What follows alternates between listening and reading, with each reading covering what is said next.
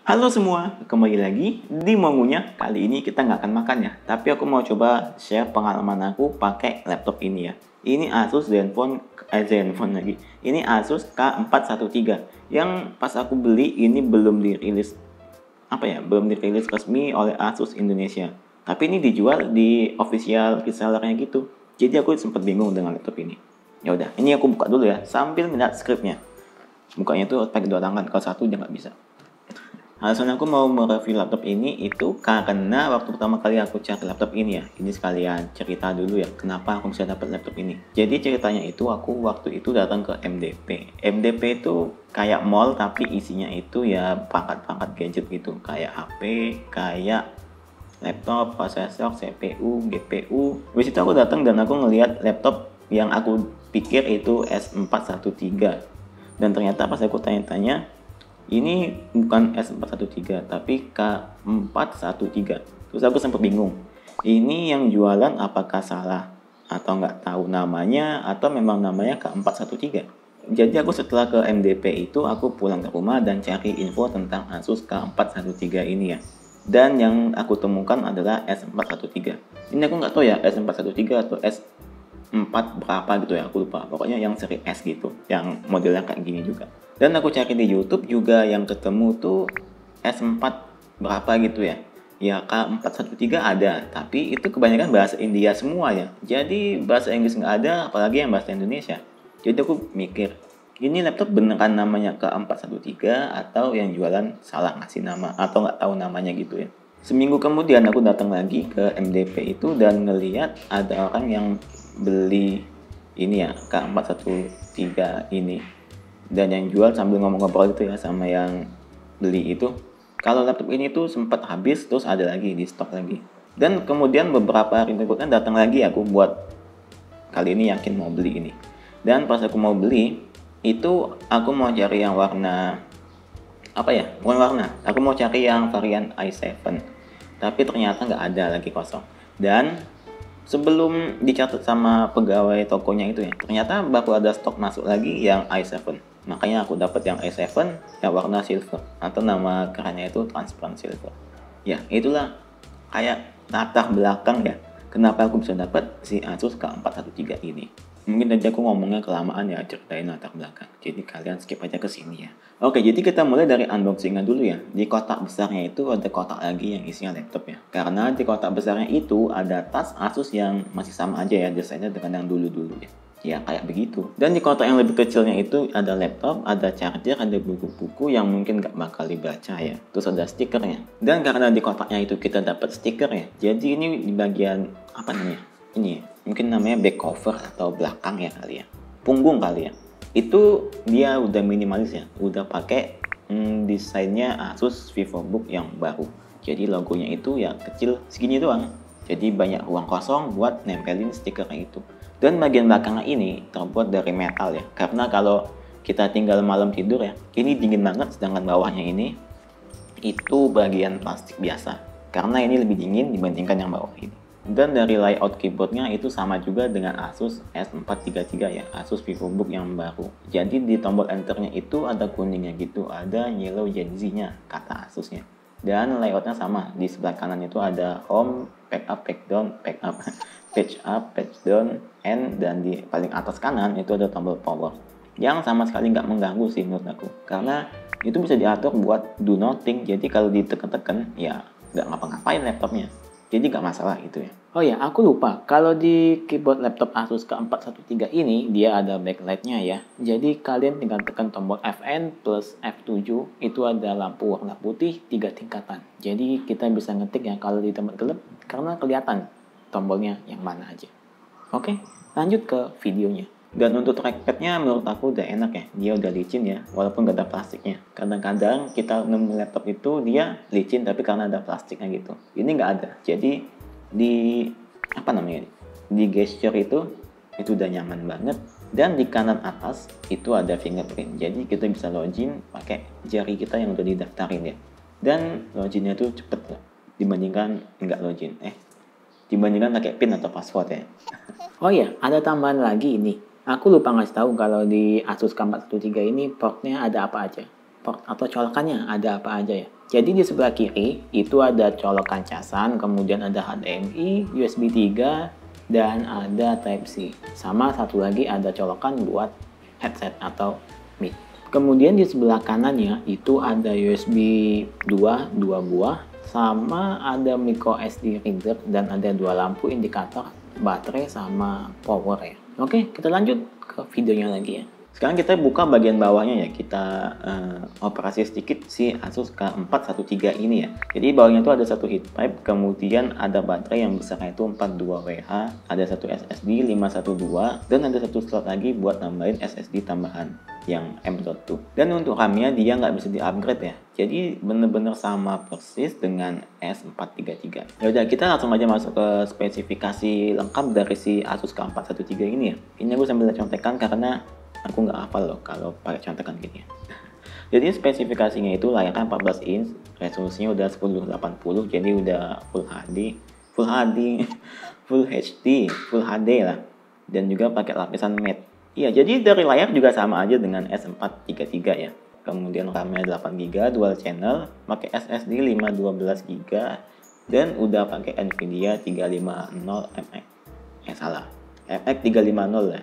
Jadi ini udah pakai Nvidia yang paling baru ya, karena kan yang sebelumnya itu pakai 250 ya. Dia juga ada yang varian i5 ya, dan semuanya itu sama, dari RAM, SSD, Nvidia-nya itu sama semua. Yang beda cuma CPU-nya doang, yang itu i5.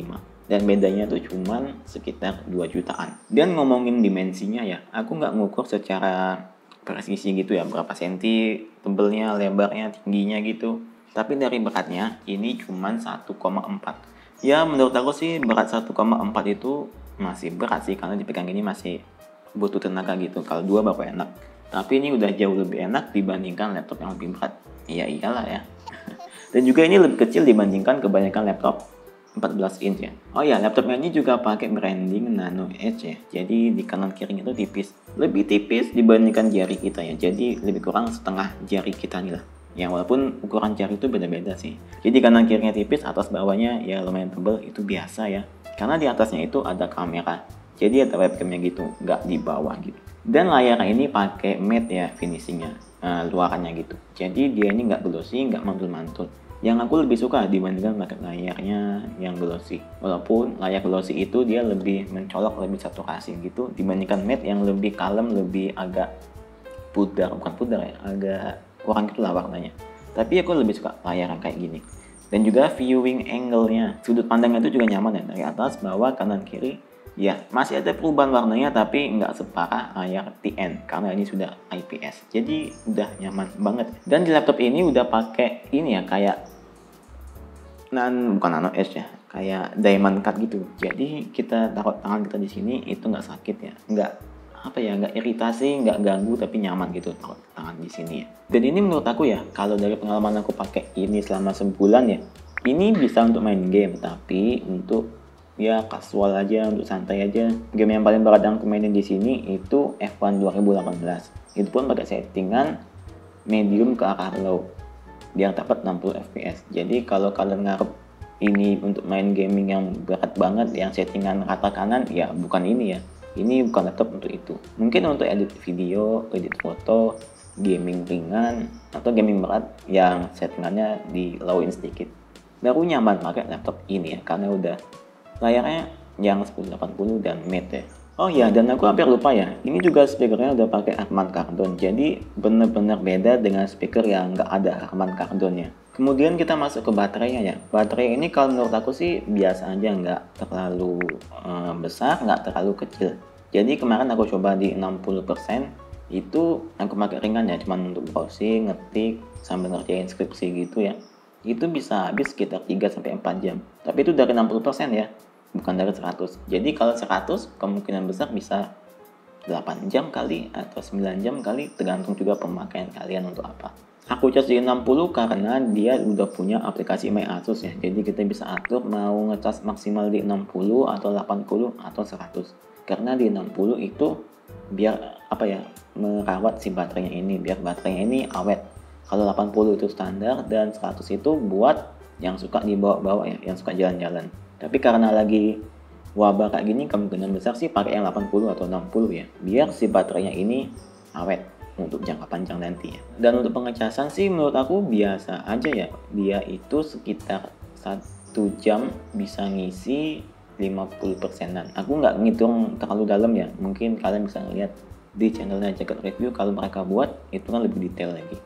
Tapi ini kayak aku tuh nge-reviewnya itu ngasih pengalaman itu sebagai pengguna biasa, karena ingat ini channel makan-makan bukan channel gadget ya. Oh ya, di aplikasi My Asus kita juga bisa atur warnanya gitu ya, mau warm atau ke merahan gitu atau cool, ke kedinginan kebiruan ya, terus ada vivid atau normal. Tapi menurut aku sih itu nggak pengaruh banyak ya, karena bedanya itu cuma sedikit, kayak nggak ada bedanya gitu. Mungkin kalau kita mencium, kita klik-klik gitu kayak sama aja, nggak ada bedanya.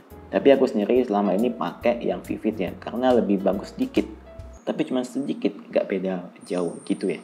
Oke, sekarang aku akan bahas hal yang mungkin sebaiknya bisa di-improve di seri berikutnya ya. Jadi menurut aku laptop ini tuh fingerprintnya itu bagus ya, tapi kalau tangan kita kotor, bukan kotor sih, keringet dikit aja itu agak susah bacanya. Dia ini kan trackpadnya itu ada di tengah, karena dia di tengah, jadi pas kita ngetik itu kayak bagian ini kita itu suka nyentuh ke trackpadnya gitu ya, jadi kadang suka nggak sengaja keklik ke window lain atau ke mana gitu ya. Jadi mungkin itu kayak kekurangan sedikit ya bagi aku, atau mungkin aku yang belum sesuai, belum terbiasa pakai ini ya. Oke, balik lagi ke videonya. Kemudian hal yang menurut aku sebaiknya diperbaiki atau ditingkatkan lagi ya di versi selanjutnya itu di kipasnya. Karena kipasnya ini kalau kita pakai buat main game berat, walaupun bukan peruntukannya ya, terus mau dipakai buat render, itu suaranya berisik banget. Mungkin karena kipasnya ini kan nembak ke belakang terus mantul ke atas. Jadi ya pembuangannya itu kurang sempurna gitu. Belakang sini panas, layar panas, dan berisik suara kipasnya. Walaupun performa kipasnya ini udah bagus ya, jadi pas kita pakai gini, bagian palm rest ini itu nggak panas sama sekali. Ya, jadi itulah kayak pengalaman aku selama sebulan pakai Asus K413 ini. Atau nama lengkapnya itu Asus VivoBook K413 ini ya. Untuk harganya yang varian i7 itu kemarin aku beli ya, itu sekitar 12,8. Kalau yang i5 itu 10,8. Jadi ya sekitar beda 2 juta lah. Laptop ini juga dia udah dapat Windows 10, terus ada WPS ya, itu kayak Office yang gratis ya. Kemudian ada McAfee ya, antivirus lah. Itu selama sebulan. Ya udah, jadi gitu aja video kali ini ya. Pengalaman aku pakai Asus K413 ini yang udah aku pakai selama sebulan.